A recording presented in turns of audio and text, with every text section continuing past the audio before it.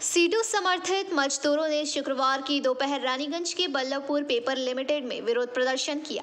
उनकी मांग थी कि 7 जनवरी को पेपर मिल बंद किया गया था और प्रबंधन और अधिकारियों ने 29 जनवरी को निलंबन नोटिस जारी किया। तब से आंदोलन लगातार जारी है। सीटू के कर्मचारियों को इस मिल के खुलने की उम्मीद थी, लेकिन ऐसा नहीं हुआ।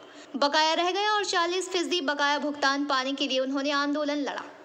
इस बारे में श्रमिक नेता हेमंत प्रभाकर ने बीबीटीवी के माध्यम से ये बातें कही। পক্ষ সদর্থক ভূমিকা গ্রহণ করুন। প্রায় ৩০০ পরিবার একটা শিল্প যদি বন্ধ হয়ে যায় তারা গোটা বল্লভপুরে গোটা রানীগঞ্জ হচ্ছে যে অন্ধকার হয়ে যাবে। এই কারখানা বন্ধ হলে কি হয়েছে আমরা দেখেছি যে অন্য এই ওয়ার্কাররা ঘুরে বেড়াচ্ছে, কাজ নেই ১০০ দিনের কাজের টাকা প্রায় ১.৫ বছর পর গভর্নমেন্ট হচ্ছে যে দিচ্ছে। তাহলে এরকম যদি চলে তাহলে শ্রমিকদের তো মরে যাবে, মাঠে মরে যাবে।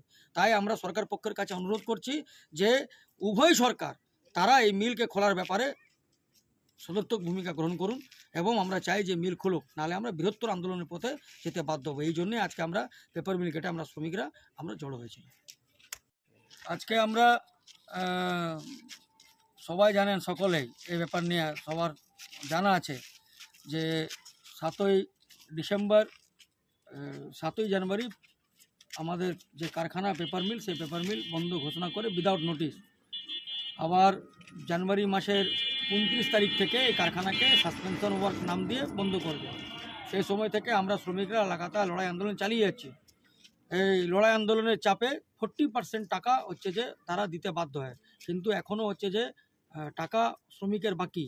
এবং এসেন্সিয়াল ডিপার্টমেন্টে যারা কাজ করে, ইলেকট্রিক ডিপার্টমেন্ট আছে, পাম্প আছে, আমাদের আরও প্ল্যান্ট আছে, এই যে ডিপার্টমেন্টগুলো আছে এই ডিপার্টমেন্টে যারা কাজ করে, এখন আমরা এসেন্সিয়ালটা বন্ধ করিনি। তার কারণ হচ্ছে যে মিল খোলার একটা লড়াই চলছে। আমরা চাই না যে মিল বন্ধ হয়। এসেন্সিয়াল ডিপার্টমেন্টে 3 মাস ধরে যারা কাজ করছেন তারাও টাকা পাননি, শ্রমিকদের টাকা বাকি, চলবে কী করে শ্রমিকদের? এবং খোলার জন্য হচ্ছে যে আমরা চাইছি যে বারে আমরা হচ্ছে যে বলেছি, বিভিন্ন মহলে জানিয়েছি, শ্রম কমিশনার দপ্তরকে জানিয়েছিলাম। লাস্ট যেটা হচ্ছে যে 23শে ফেব্রুয়ারি মাসে 23 তারিখে মাননীয় মন্ত্রী মলয় ঘটকের মলয়বাবুর উপস্থিতিতে মালিক পক্ষ এবং দুটো ইউনিয়নকে নিয়ে মিটিং হয়। সেই মিটিংয়ে কথা হয় যে 28 তারিখে এই ব্যাপারে মালিক নিজে এসে হচ্ছে যে কথাবার্তা বলবেন এবং হচ্ছে যে মিল খোলার ব্যাপারে একটা হচ্ছে যে কোনো রাস্তা বার করা হবে। যদিও দুপক্ষই চাপ দিয়েছিলেন, যে দুটো ইউনিয়নই চাপ দিয়েছিল যে মিলটা অবিলম্বে খুলুক, INTTU এবং CI2। এবং এটাই আমাদের একসুরে কথা যে মিল খুলতে হবে, শ্রমিকরা যা চায় সেটাই আমরা ওখানে বলেছিলাম।